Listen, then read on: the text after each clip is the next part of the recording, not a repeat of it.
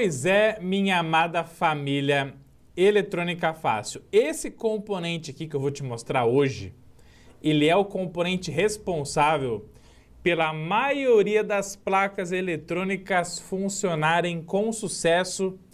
Poucas pessoas conhecem, poucas pessoas vão a fundo sobre ele e não sabem a sua real importância para que tudo quanto é tipo de placa, seja de ar-condicionado, seja de notebook, seja de celular, seja a placa que for, funciona de forma show de bola. Muito menos ainda sabe medir e muito menos ainda sabe sobre os capacitores que estão junto desse componente para estabilizar o seu funcionamento. É isso mesmo, tá? Eu estou falando para vocês do cristal oscilador de quartzo, beleza? Você sabe a real função dos cristais nas placas eletrônicas? Sabe dominar esse conhecimento muito importante para o nosso dia a dia do mundo eletrônica? Se a resposta é sim ou se não, fica até o final desse vídeo que eu tenho muito conhecimento para passar para vocês sobre esse cara, inclusive contar uma história muito massa sobre um aluno meu que perdeu dias e não conseguiu resolver. Em 5 minutos eu matei o problema e eu não quero que você passe pela mesma situação. Então vem comigo que você passa de ano, tamo junto. Vamos pra cima! Pra gente começar muito bem, clica nos links aqui da descrição do vídeo, baixa todos os nossos e-books gratuitos do Eletrônica Fácil para aprender eletrônica do zero rumo à faixa preta, conheça todos os nossos treinamentos para te ensinar eletrônica do zero rumo à faixa preta também, e você pode participar da nossa lista VIP de pré-lançamento do nosso curso Leitura e Interpretação de Esquema Eletrônico de Placas Eletrônicas para você arrancar esse problema da sua vida. Ô, professor, não consigo ler esquema, não consigo interpretar esquema eletrônico de placa, acaba com isso.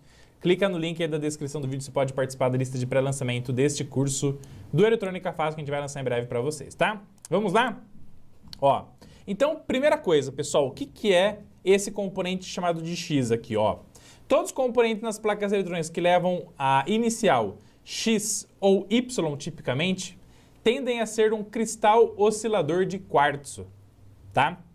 E para que serve um cristal oscilador de quartzo, pessoal? Você pode ter certeza que na maioria das placas e circuitos eletrônicos, os cristais osciladores de quartzo, eles estão conectados a pinos específicos de circuitos integrados. Podem ser circuitos digitais, que vão trabalhar como osciladores, geradores de clock, geradores de frequência, geradores de velocidade de funcionamento, de tudo quanto é tipo de circuito que está dali para frente na placa eletrônica. Perfeito?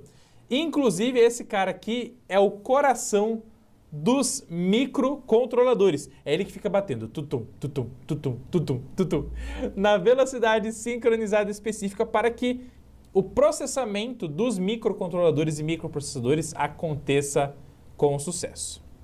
Perfeito?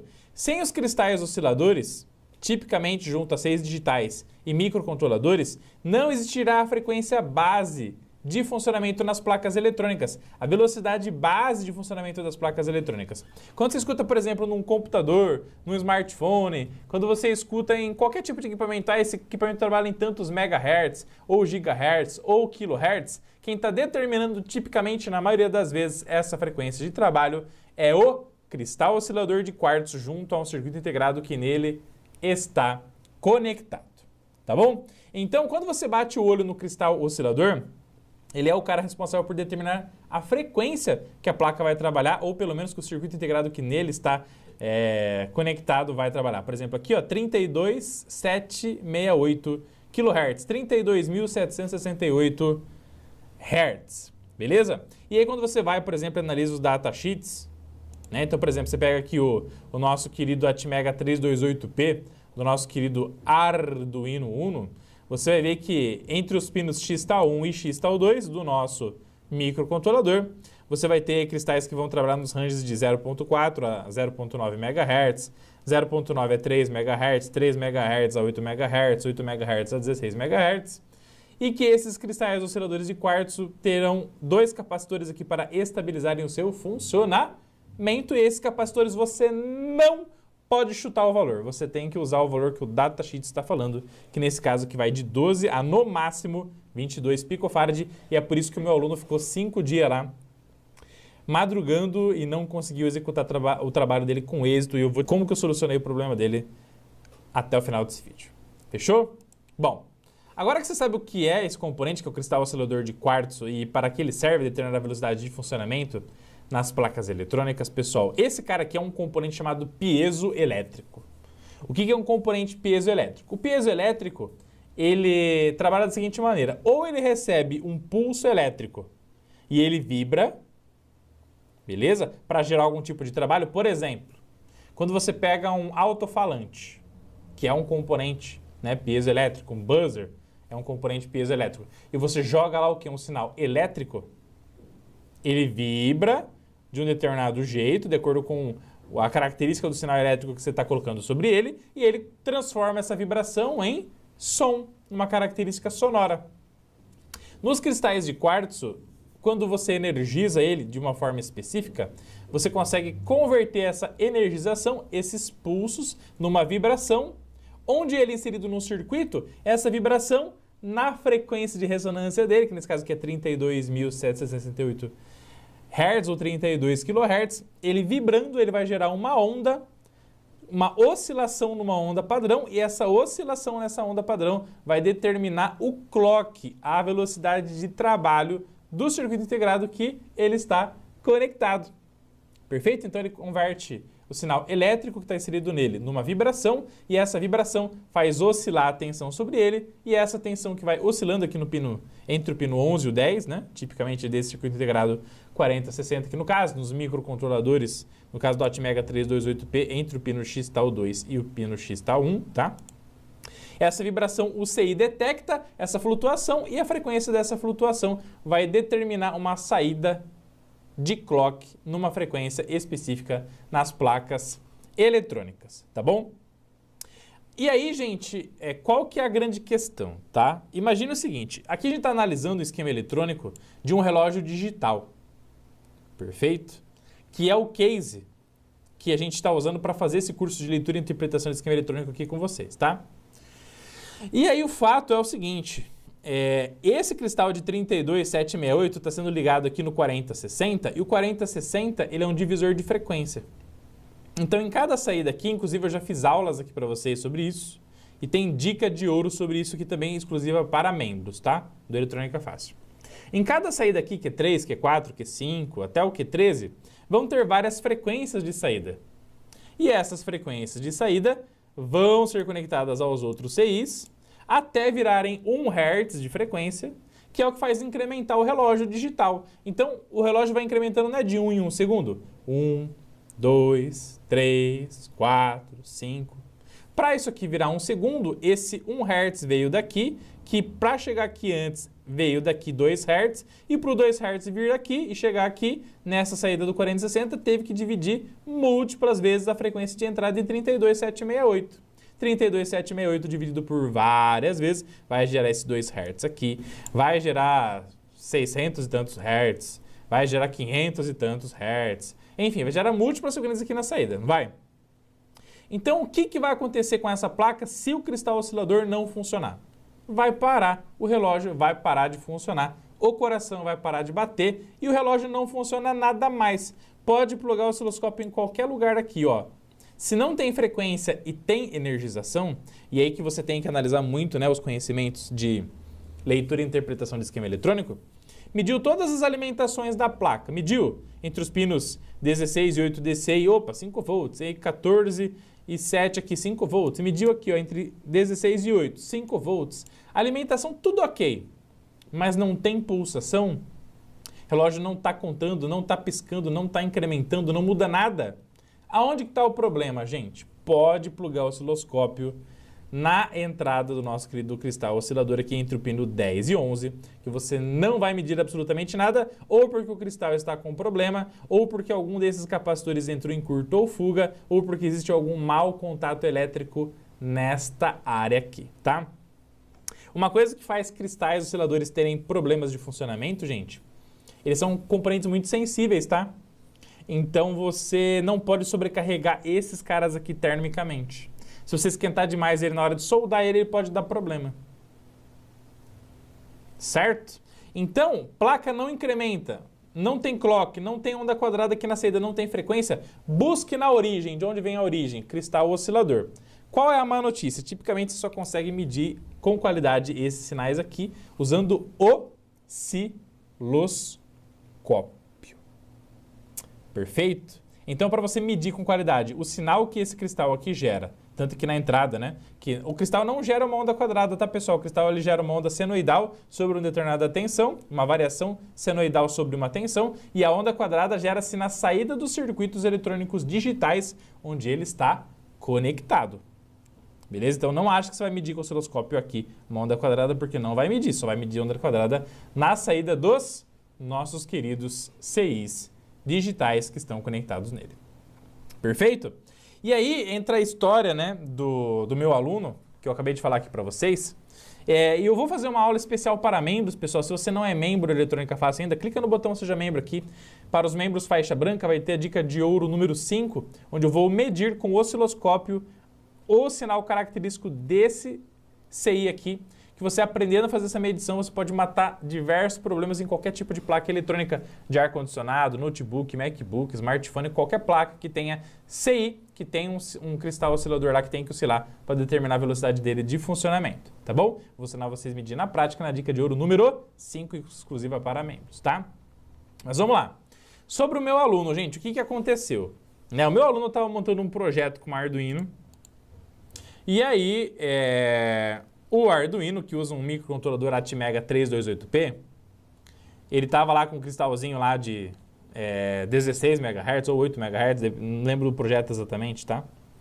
Ele estava montando um Arduino no protoboard para fazer o projeto dele de TCC. Ele colocou o cristal aqui, e aí colocou os capacitores lá e já fazia 3, 4 dias lá que não funcionava. E ele falou assim, professor Rodolfo, não aguento mais, eu vou desistir. Eu tenho que entregar o meu TCC, não roda, não funciona mesmo. Já tentei de tudo, cara. E já medi continuidade, já fiz tudo que você pediu. E o microcontrolador não processa, não funciona. Medi as tensões, é tudo certinho. Mas não funciona. Me ajuda, pelo amor de Deus. E eu fui no protoboard dele, olhei lá, em 5 minutos achei o defeito. Achei o defeito. Quer ver, ó? Se você vir aqui no Google e digitar Arduino Standalone, ó, vai aparecer essa imagem aqui, ó, muito clássica. Tá vendo aqui? E aí nessa imagem aqui, o que você vê, ó?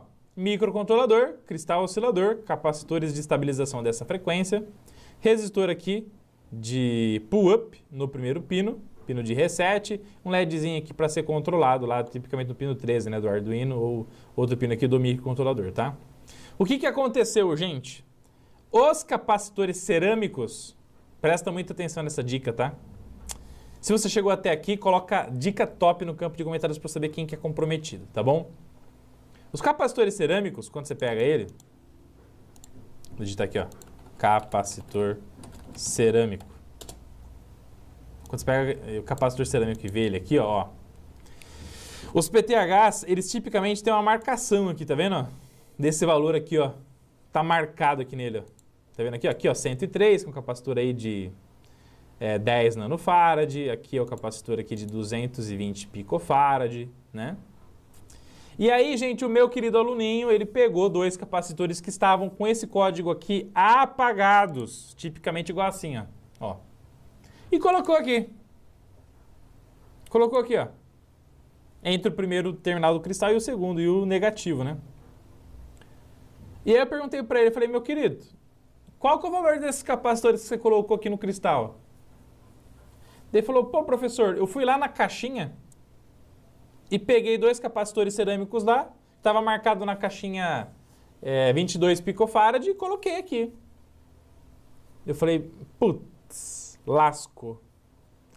Quando você trabalha, eu trabalhei muitos anos na escola, né, presencial, e a galera na hora de guardar os capacitores, mistura tudo, capacitor de 100 nano com capacitor de 22 pico, 33 pico, entre outros valores de capacitância.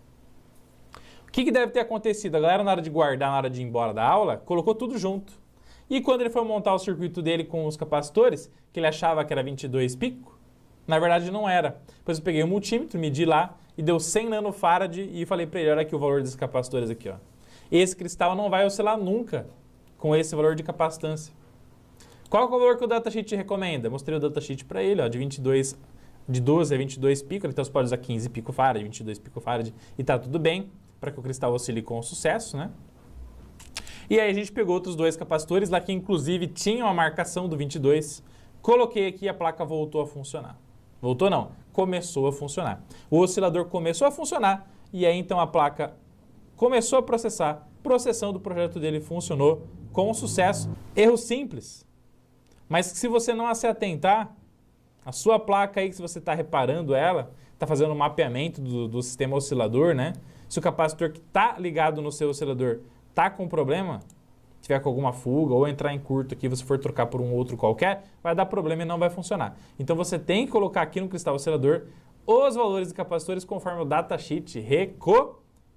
Para tipicamente kHz, alguns megahertz, 15 pico, 22 pico farad vai rodar muito bem e os valores dos capacitores têm que ser iguais. Não me coloque capacitores errados, senão não vai oscilar, não vai funcionar e você vai perder o resto de cabelo igual o professor Rodolfo está perdendo aqui. E aí você vai virar passageiro da agonia. Beleza? Os cristais precisam de capacitores precisos, capacitores bons funcionando para ajudar ele na sua oscilação para determinar o clock do funcionamento das nossas placas eletrônicas, tá bom? Então hoje você aprendeu sobre cristal, o que é, para que serve, peso elétrico, aprendeu os erros do meu aluno, aprendeu a checar esses capacitores aqui e para você medir isso aqui na prática, a dica de ouro número 5, exclusiva para membros, estará lá apta para você então assistir. Em breve a gente vai postar esse vídeo aí para vocês. Se ele já estiver no ar, já vou colocar aqui nas telas finais. Bora ser membro, apoia o nosso canal. Curtiu essa aula? Deixa a aula top aqui no campo de comentários. E você pode baixar todos os e-books, eletrônica fácil, fazer todos os nossos cursos para ser faixa preta em eletrônica e também entrar na lista VIP de pré-lançamento do nosso curso Leitura e Interpretação de Esquema Eletrônico de Placas Eletrônicas. Fechou? Então, placa não funciona? Tem tensão? Cheque o sistema de oscilação nos microcontroladores, veja o datasheet, veja os valores dos capacitores, está corretinho, mede aqui, vê se tem oscilação, para que então você tire isso da sua cabeça para testar outras coisas. Mas muitas vezes o defeito está aqui, se o coração não bater, a gente morre, não morre? Placa eletrônica morre também. Fechou? Anota aqui no campo de comentários, placa eletrônica morre também. Valeu, vejo vocês no próximo vídeo, na nossa próxima Masterclass. Vamos que vamos, tamo junto. Vamos pra cima!